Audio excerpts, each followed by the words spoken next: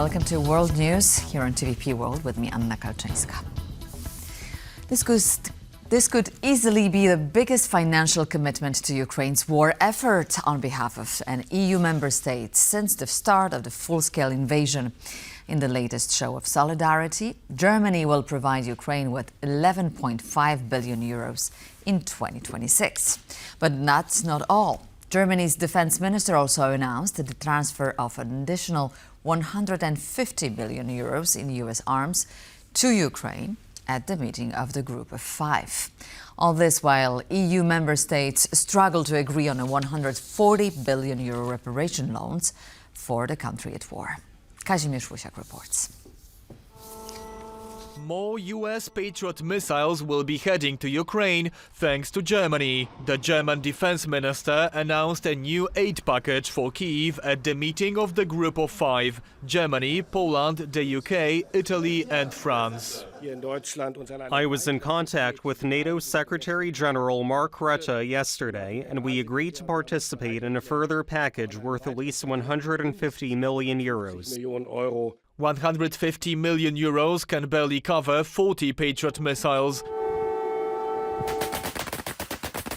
It's not much in the context of the hundreds of drones and missiles Russia is throwing at Ukraine every day, but some analysts say there is more to it than meets the eye. Germany just ramping up its assistance is, of course, an important signal towards all the other member states to also do more. And that's especially evident given the country's revised budget for 2026, officially unveiled on Friday. It includes the largest financial aid for Ukraine since the start of the war, at 11.5 billion euros. That's 3 billion more than initially planned. I think very welcome news at a time that doesn't look so good for Ukraine as in the last 3 weeks.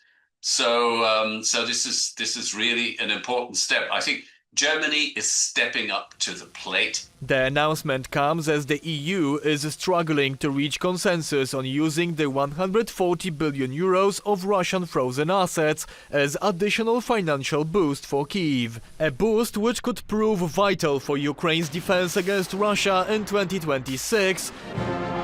Especially since the United States stopped outright donating aid to Ukraine under President Donald Trump.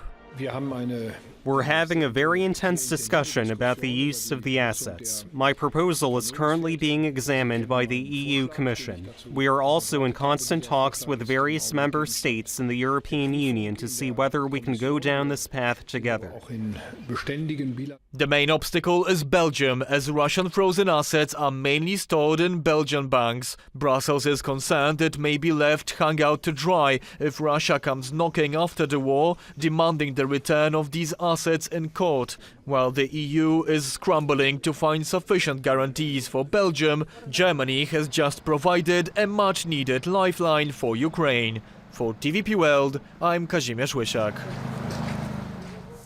Poland is a loyal ally of the US and expects full respect following critical comments by newly appointed US Ambassador to Poland, Thomas Rose, emphasized Prime Minister Donald Tusk. The ambassador said that the EU's Omnibus package of directives, launched during Poland's 6-month presidency of the bloc in the first half of 2025, was, quote, aimed at killing jobs, stifling innovation and causing a wave of American companies to flee Europe.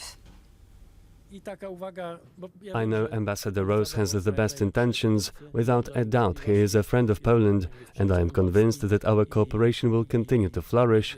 I have only one comment, one request. Poland is a very loyal ally and is a smaller country than the US, and perhaps because we are a loyal ally and a smaller country than the US, we will always expect full respect from all US representatives. We have the utmost respect for our American friends and expect the same in return. Poland has been great, said US President Donald Trump, praising the country for its migration policy in his latest interview with the British broadcaster GB News. He also commended Poland's Conservative President Karol Nawrocki and Hungarian Prime Minister Viktor Orban. Speaking to the outlet, the American head of state said that Poland has done a very good job not letting anyone in except for the Ukrainians fleeing the war.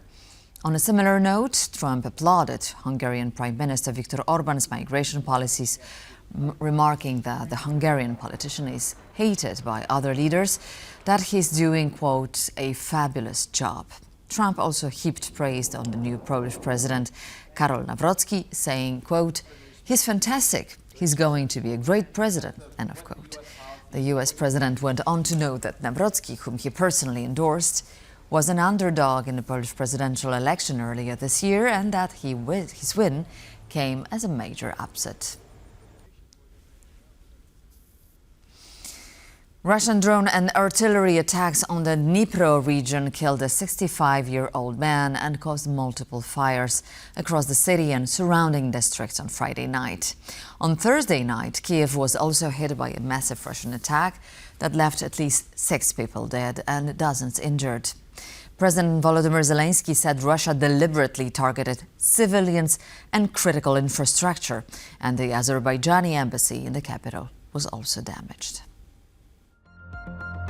About 430 drones and 18 missiles were used in the attack, including ballistic and aeroballistic missiles. The attack was specifically calculated to cause as much damage as possible to people and civilian infrastructure. In Kiev alone, dozens of high-rise buildings have been destroyed. The Azerbaijani embassy was damaged by debris from an Iskander missile. The main target of the attack was Kiev, but strikes were also carried out in the Kiev, Kharkiv and Odessa regions. Romania's foreign ministry has summoned the Russian ambassador to the country to protest the violation of Romanian airspace earlier this week. The incident is the latest in a series of Russian drone incursions into NATO countries' airspace. Vladimir Lipayev was summoned to the foreign ministry on Friday, where he was presented with evidence of a Russian drone incursion into Romanian airspace on the night of November 10. According to the ministry, fragments of the drone found by Romanian authorities provide irrefutable evidence of the aircraft's Russian origin and its involvement in attacks on Ukrainian civilian infrastructure near the Romanian border. Germany's ruling coalition has agreed on a new recruitment structure for its military.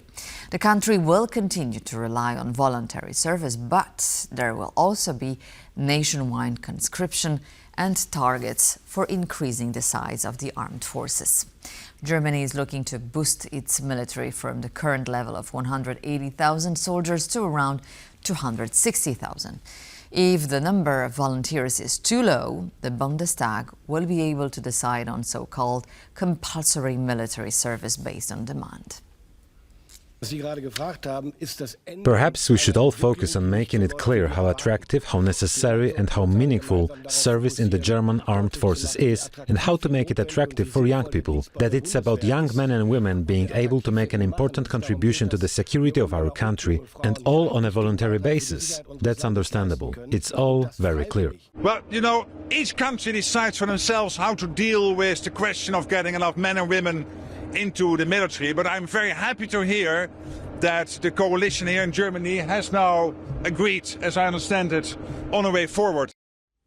Germany's far-right AfD party is back in the spotlight, this time over controversial comments by its co-chair, who downplayed the threat from Russia and suggested that Poland could be, quote, potentially dangerous.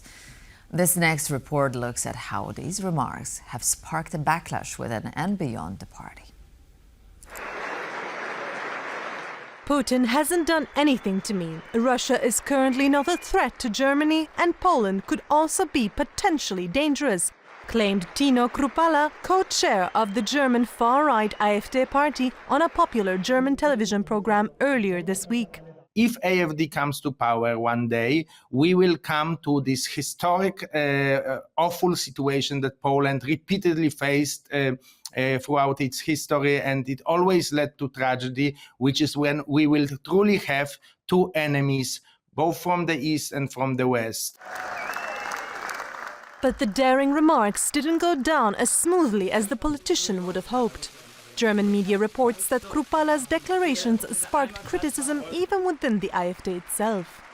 An anonymous source from the AfD's Bundestag leadership told Bild that the party's second chairwoman and former candidate for German Chancellor Alice Weidel, quote, wants to bring the AfD closer to the United States under Donald Trump, and Krupala's nonsense about Russia is becoming increasingly irritating.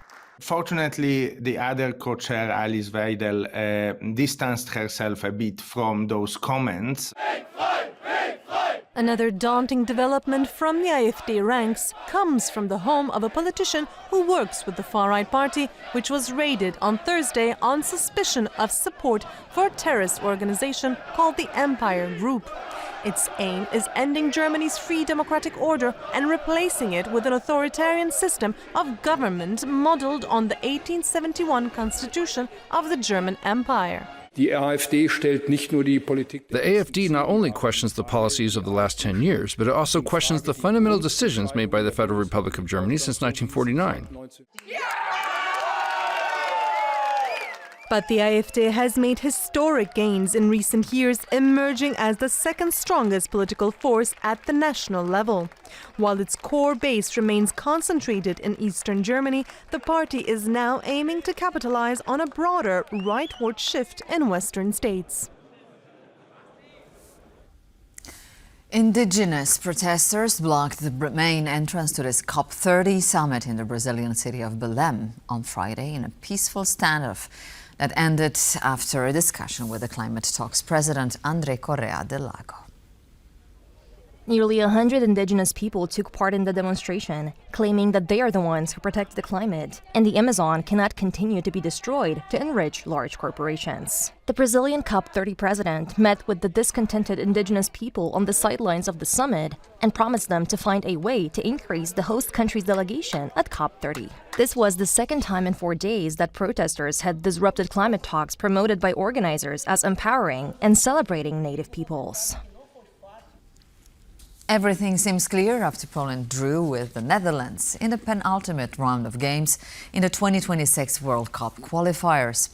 The Dutch are on their way to winning the group stage and blocking a spot in next year's main event, while the Poles appear to be consigned to playoffs. Despite a performance that pleased many critics, Poland didn't manage to hold on to the lead it took after a first-half goal from Jakub Kamiński. Early in the second half, the Polish team, hampered by the absence of several key players, conceded a goal, setting the final score at 1-1. The match was suspended for a couple minutes after Polish fans threw several flares onto the pitch. The draw against the Netherlands is likely to get Poland an easier opponent in the playoffs, thus making the road to the 2026 World Cup in Canada, Mexico and the United States considerably easier. And that's it for this edition of World News. But please stay tuned to TVP World for more.